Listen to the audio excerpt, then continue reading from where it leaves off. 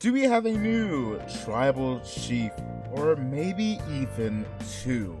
Yo, it's your wrestling VTuber world champion, Dojan Vaughn, and we just got through yet another week of Friday Night Smackdown. However, I do need to ask the question, who is the head of the table?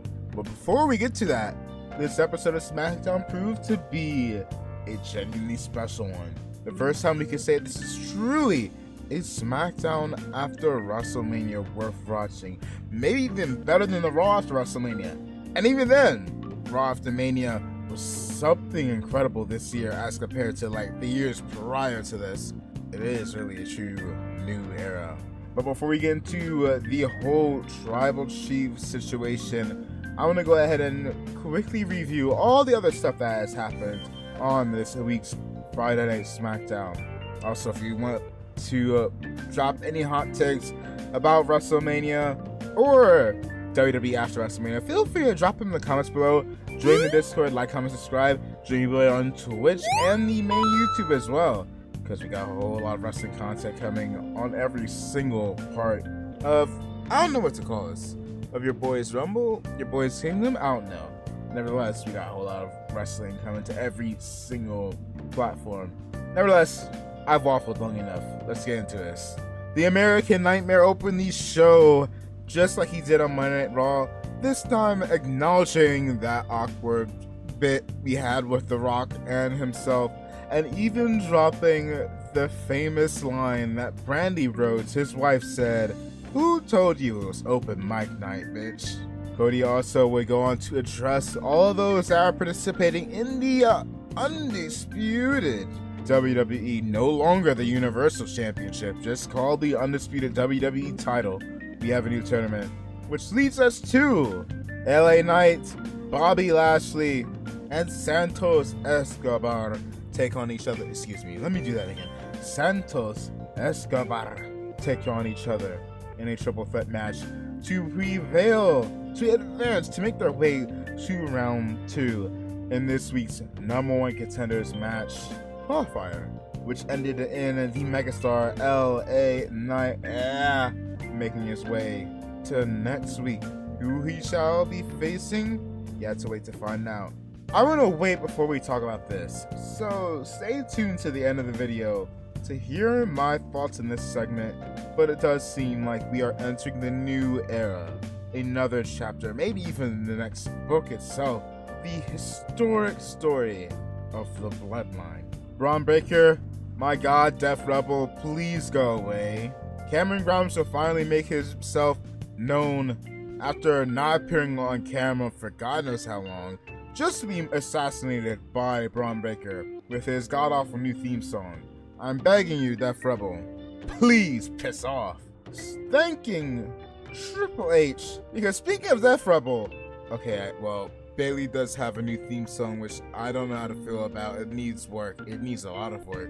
But Bayley would come out, would thank us, the fans, and officially make her status as a babyface known, before being confronted by Tiffany Time, Tiffany Stratton, which would have her old theme song back. Thank the Elder Gods. Shout out to all kind of fans. But thank God, Tiffany Stratton has her old theme song back, and quite frankly, she would attempt to challenge Bayley to a match for the championship, but Bayley would make it known she had somebody else in mind, that being the woman that would face Tiffany Stratton next up, Naomi, which would defeat the center of the universe, Tiffany Stratton, via roll-up. And ladies and gentlemen, Bayley's first challenger will be Naomi.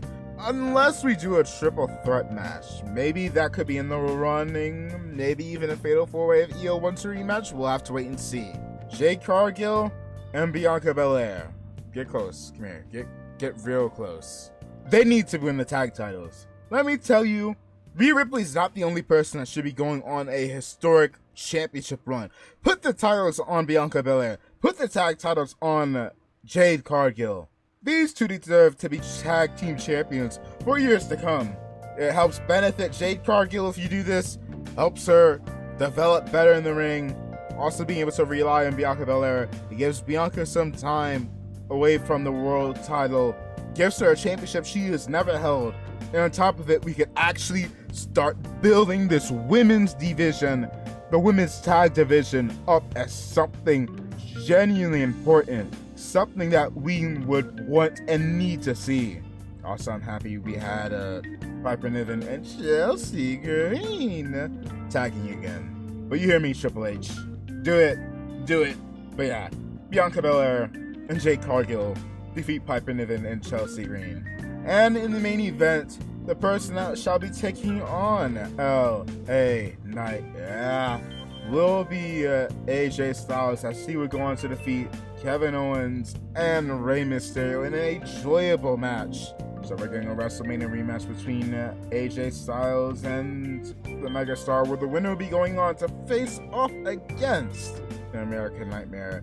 And I'm telling you this now, you'd be lying to yourself if you said it was going to be anybody but AJ.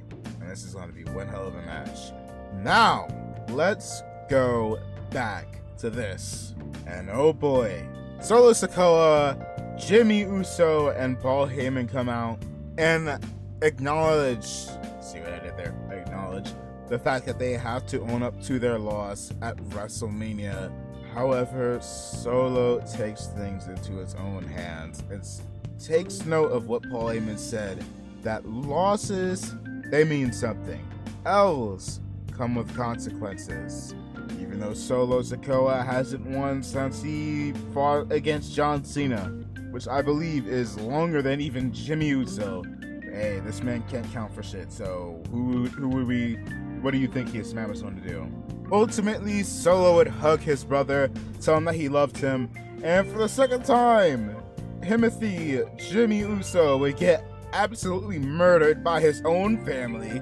Not only his own family, but the new debuting Tama Tonga, bad boy Tama Tonga, making his way into the WWE as a part of the Bloodline. And you know Jacob Fatu is going to be joining when probably at the next pay-per-view, Backlash. That's why I'm calling it now. This Tama Tonga is going to come, Solo is going to come, and Jacob Fatu is going to debut. And we'll truly have the dawn of the new Bloodline. But I have to beg the question, who is the new tribal chief? The new head of the table? Is it Solo? Or is it The Rock? Solo stopped Paul Heyman from calling, if I remember correctly, Roman Reigns. He could have also went ahead and tried to call The Rock. So you have to start asking the question, is Solo taking things hostage since he was the heir to the tribal chief? And seeing weakness in Roman Reigns, this man decides to go ahead and stage a coup, bring in Tama Tonga, bring in Jacob Fatu, and ultimately make the Bloodline his and force his way to become the tribal chief. Meanwhile, The Rock could either be in cahoots with him, or maybe is not even a part of this. So we could ultimately have the tribal chief in Roman, Solo, and who knows, maybe even The Rock. Y'all let me know y'all thoughts. Who do we acknowledge? But alas, that was this week's episode of Friday Night Smackdown. Poor Jimmy gets absolutely stuffed, and this man got beaten to the point where he couldn't take any more. This man had enough. That being said, Survivor Series is looking to be absolutely amazing. My God, I cannot wait. I cannot wait till Survivor Series. You know what? I tend to be still talking wrestling, covering wrestling, doing these daily wrestling videos. By then, hopefully. We'll see. The streak is going on. At the time of me recording this, it is going to continue on for as long as I can carry it. Can we make our way to Survivor Series? I don't know. But why don't you join me for this ride? Feel free to like, comment, subscribe. Join your boy in the ride. Join the Rumble. Thank you for watching the video. See ya.